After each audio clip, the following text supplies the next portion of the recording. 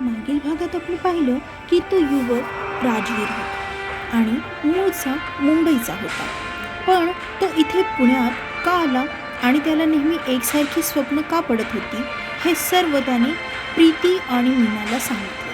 आता पुढे राजवीरने सांगितलेल्या गोष्टी ऐकून मीना आणि प्रीती दोघींनाही कॉलेजला जावंसं वाटत नव्हतं.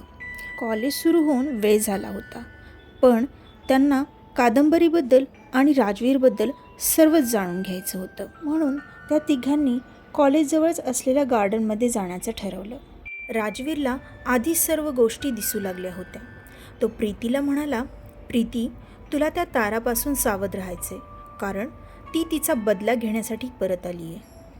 मीना आणि प्रीती एकसाथ म्हणाल्या, बदला घेण्यासाठी म्हणजे? राजवीर प्रीतीला म्हणाला, प्रीती, तू मला सांग, आतापर्यंत तू स्वप्नात काय काय पाहिलंस? मग प्रीतीने त्याला एक एक करून जहाजाचं आणि नंतर वाढदिवसाचं स्वप्न सांगितलं. प्रीतीचं सर्व ऐकून राजवीर पुढे म्हणाला, खरं तर आजच्या प्रगत तंत्रज्ञानाच्या युगात आता कोणीही पुनर्जन्मावर विश्वास ठेवणार नाही. पण हेच खरं आहे की आपला पुनर्जन्म झालेला आहे. ते ऐकून प्रीती होकारार्थी मान हलवते, कारण कुठे ना कुठेतरी तिलाही असंच वाटत असतं. पण मीनाचा या गोष्टींवर विश्वास बसत नव्हता, पण तरीही ती पुढच्या गोष्टी जाणून घेण्यासाठी आतुर होती. राजवीर म्हणाला, राजकुमारी प्रीतोच्या म्हणजेच तुझ्या वाढदिवसाच्या दिवशी सगळे गेल्यानंतर तू जेव्हा बेशुद्ध पडलीस त्यानंतर राजकुमार राजवीरला म्हणजेच मला काही कळेच ना की काय झाले. मी खूप घाबरलो. मी पटकन तुला उचलून आपल्या बेडवर झोपवलं आणि दासींना वैद्याला बोलून आणायला सांगितलं. तेही वेळेवर आले. त्यांनी तुला न्याहाळलं, हात लावून पाहिलं, तुझे डोळे उघडून पाहिले. त्यांना जाणवलं की बहुतेक तुला कोणीतरी विष दिलेलं आहे. तो वैद्य तसं मला सांगू लागला. मी घाबरून त्यांना विचारलं, आप कैसे कह सकते हो कि हाँ इस महल में कोई हमारी प्रीतों को जहर दे सकता है?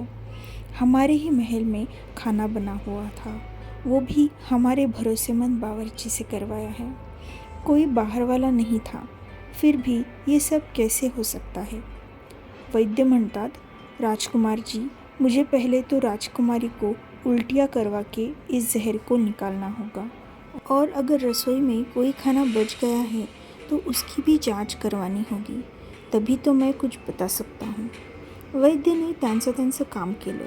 त्यानंतर जेवणही तपासलं, पण त्यांना त्यातून काही संशयास्पद जाणवलं नाही.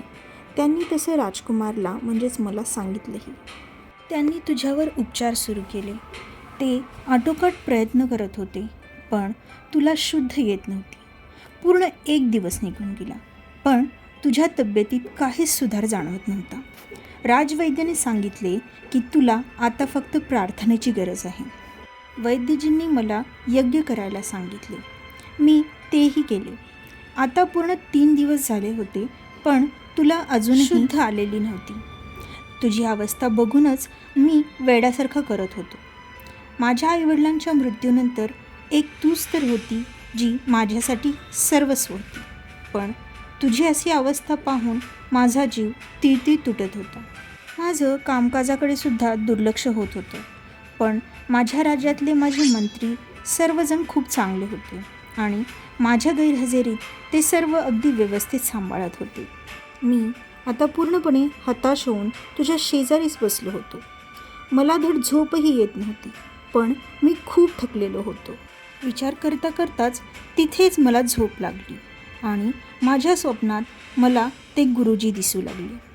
ते गुरुजी माझ्या आईवडिलांना खूप मदत करत असत. मी राजकुमार असताना माझे वडील राजा विभूती नारायण, खूप मोठं साम्राज्य होतं त्यांचं आणि त्यात ते खूपच मोठ्या मनाचे होते. गरीब असो व श्रीमंत सगळ्यांना सम अधिकार असायचा. पण काही श्रीमंत लोकांना हे आवडत नसायचं, त्यामुळे त्यांचे खूप शत्रू होते. गुरुजींच्या मदतीनेच त्यांनी वेळोवेळी चांगले निर्णय घेतले. गुरुजींना दैवी शक्ती प्राप्त असल्यामुळे ते राजा विभूती नारायण यांना नेहमी सावध करत असत. आताही ते माझ्या स्वप्नात येऊन मला काहीतरी सांगण्याचा प्रयत्न करत होते. मग मी अचानक उठलो आणि राजवैद्यांना त्या गुरुजींचा पत्ता विचारला आणि त्यांना भेटण्यासाठी निघालो. माझ्यासोबत काही खास शिपाई होते आणि काही खास पण बलाढ्य सैनिक मी राजकुमारी प्रीतोसाठी तैनात केलेले होते. मी आपल्या सैनिकांसोबत गुरुजींच्या आश्रमात पोहोचलो. गुरुजींची एक छोटीशी कुटी होती आणि ते त्यांच्या काही शिष्यांसोबत तेथे राहत असत. गुरुजी माझीच वाट पाहत होते. ते मला म्हणाले, राजकुमारी प्रीतो को जहर दिया गया है और ये आपके महल के अंदर ही दिया गया है, जो आपके बहुत पास है. हे ऐकून मला तर विश्वासच बसला नाही. मी गुरुजींना म्हणालो, गुरुवर्य, मेरे महल में ऐसा कोई शख्स नहीं जिस पर मैं शक कर सकूं. मेरा या प्रीतो जी का कोई ऐसा दुश्मन नहीं जो हमें मारना चाहे. गुरुजी म्हणाले, ये शख्स आपके करीब लेकिन बाहर से आया था.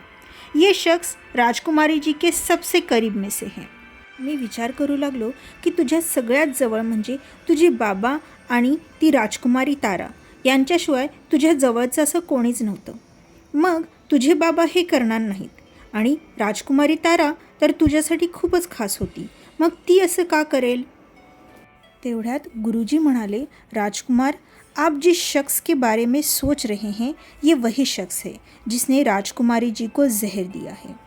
गुरुजींचं बोलणं ऐकून मी माझ्या विचारातून बाहेर आलो आणि म्हणालो, राजकुमारी तारा? लेकिन वो ऐसा क्यों करेगी?